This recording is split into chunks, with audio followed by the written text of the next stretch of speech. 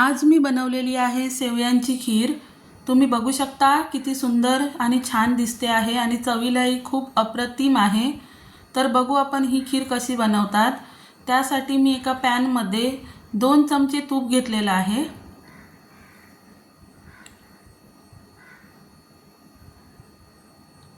Gas आपण medium ठेवायचा आहे आणि तूप मेल्ट झाल्यावर त्यामध्ये मी काजू बदाम ह्याची काप करून आणि मनुका हे सर्व आपण टाकून घेणार आहोत।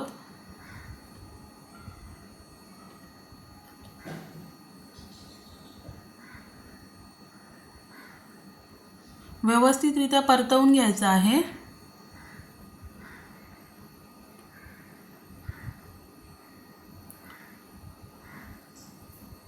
तुपामध्ये काजू बदाम फ्राय केल्यामुळे ते क्रिस्पी होतात आणि खीर खाताना आपल्याला ते क्रंची आणि टेस्टी लागतात।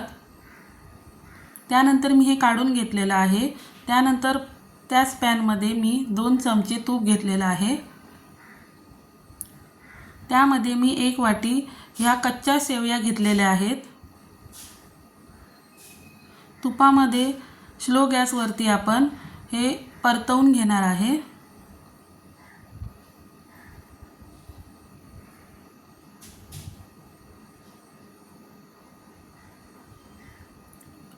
व्यवस्थित गुलाबी रंगाच्या होईपर्यंत शेवया आपल्याला परतवून घ्यायच्या आहेत।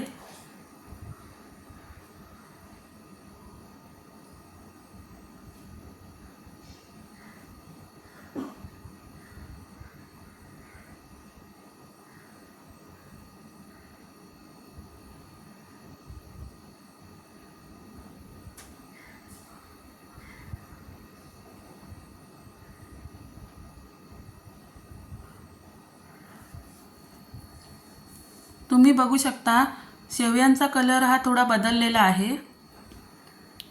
आपल्या शेवया या गुलाबी कलरच्या झालेल्या आहेत।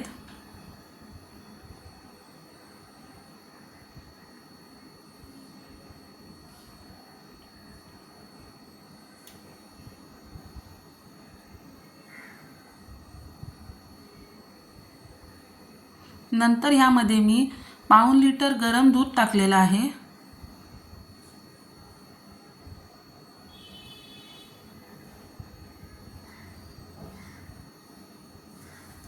हे तापवलेलं गरम दूध आहे। दूध हे गरम असतानाच टाकायचं आहे।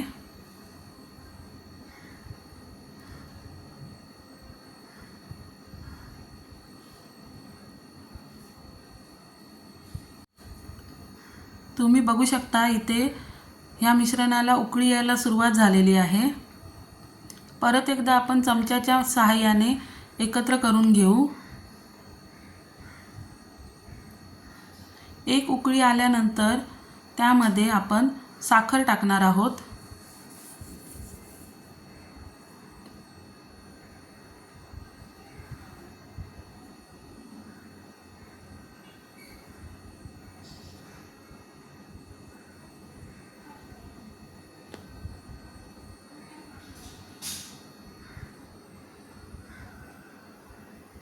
थोडं शिजल्यानंतर मी इथे पाऊण वाटी साखर टाकलेली आहे।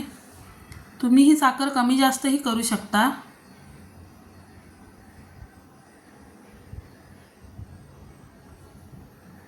शेवया अर्ध्या शिजल्यानंतरच आपण साखर टाकणार आहोत।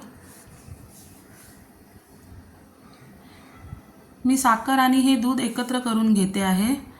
थोडी परत एकदा उकळी आल्यानंतर मी 4 ते 5 चमचे कंडेन्स मिल्क टाकलेला आहे। कंडेन्स मिल्कमुळे आपल्या शेवईला चांगल्या प्रकारे टेस्ट येणार आहे।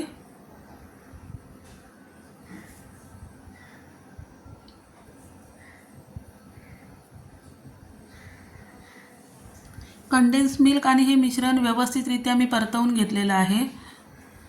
नंतर ह्यामध्ये मी ड्राय फ्रूट्स जे आपण फ्राय करून घेतले होते ते मी टाकलेले आहेत। आपलं मिश्रण व्यवस्थित शिजलेलं आहे।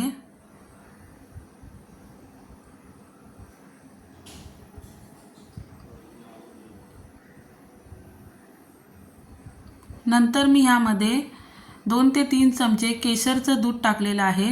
गरम दुधामध्ये 2-3 चमचे दूध गरम घेऊन त्यामध्ये केशर टाकून ठेवलं होतं, ते हे दूध मी ह्याच्यामध्ये टाकलेलं आहे आणि हे सर्व मिश्रण एकत्र करून घ्यायचं आहे।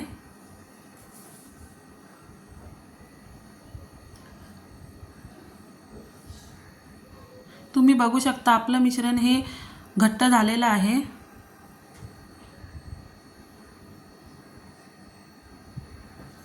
ह्यामध्ये मी अर्धा चमचा वेलची पावडर टाकलेली आहे।